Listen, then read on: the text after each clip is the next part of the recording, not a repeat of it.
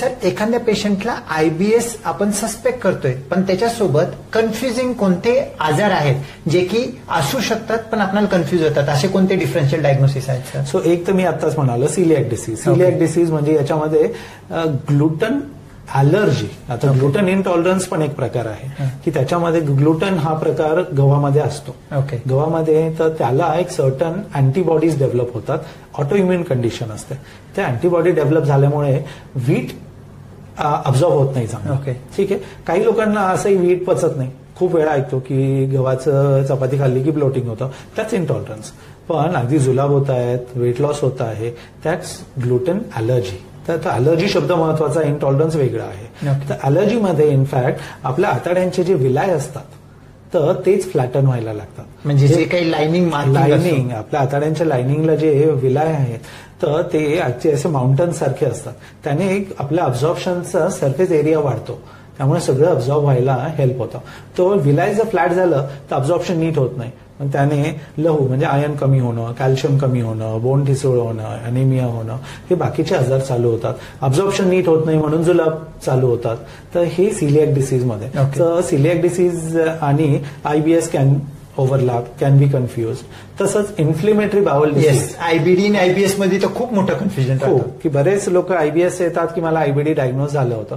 ते आता शेवटी आयएस आणि डी याचाच फरक आहे. पण इनफॅक्ट त्यांचं रूट कॉज आणि जे काही ते कंडिशन प्रोग्रेस होणार आहे याच्यात जमीन आसमानचा फरक आहे. आयबीएस प्रोग्रेस होणार नाहीये, ठीक आहे, त्रास देईल पण त्याने फिजिकल प्रॉब्लेम होणार नाहीये. कोलायटिस असतो, अल्सरेटिव्ह कोलायटिस, क्रोन्स डिसीज, याच्यामध्ये फिजिकल प्रॉब्लेम्स होण्याची रिस्क खूप हाय असते.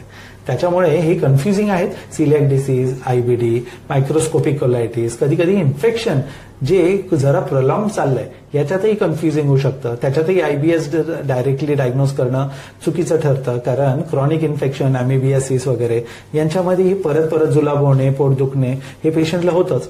सो ह्या सर्वांची ट्रीटमेंट, डायग्नोसिस करणं पहिलं महत्वाचं आहे. त्यानंतर आपण आयबीएस कडे वळू शकतो. ज्यावेळेस कन्फ्युजन आहे त्यावेळेस प्रॉपर डायग्नोसिस आणि ट्रीटमेंट आणि मग आयबीएसचं पुढचं डायग्नोसिस, ही स्टेप्स पाळणं आपल्याला महत्वाचं ठरतं. इव्हन लेफ्ट साइड कोलोनिक मॅलिग्नन्सी मध्ये सुद्धा पोट फुगणे, अल्टर्ड बाउल असणे, हे सगळं दिसून येतं. तिथं सुद्धा आयबीएस म्हणून आपण एक लेबल करून बाजूला ठेवण्यात येतं. तशा कंडिशनमध्ये ओल्ड एज आहे किंवा वेट लॉस होत आहे किंवा सिम्पटम क्रॅम्प्स जास्त येत आहेत, अशा कंडिशनमध्ये आयबीएस म्हणण्याच्या अगोदर एक कोलोनोस्कोपी करून रूल आउट करून आयबीएसला ट्रीटमेंट करणं might be a better option. अगदी बरोबर. तर तुम्ही जे एल्डरली पेशंट जे म्हणालात, IBS is mostly disease of young people. So याच्यामध्ये यंग लोकांमध्ये मॅलिग्नन्सी म्हणजे कॅन्सरचं प्रमाण कमी असतं. सो तिथे आपल्याला कॉन्फिडेंटली कॅन्सर पहिलं डायग्नोसिस असं नाहीये. सो वी कॅन डू जर रुटीन ब्लड टेस्ट वगैरे, स्टूल टेस्ट आहे, तर तिथे कॅन्सर बद्दल काळजी करण्यात अर्थ नाही.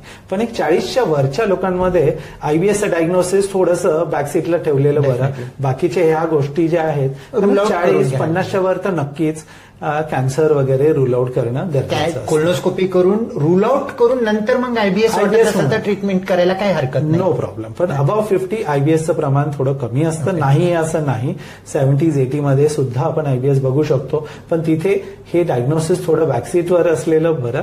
त्याला आपण बाकीच्या गोष्टींना रूल आउट केल्यानंतरच यंग लोकांमध्ये लेस दॅन 40, लेस दॅन 30 तर नक्की आपल्याला प्रत्येकाला स्कोपीची गरज आहे असं नाही, unless they have recurrent of persistent problems किंवा रेड फ्लॅग काही बाकी असेल त्यांना. तसं तर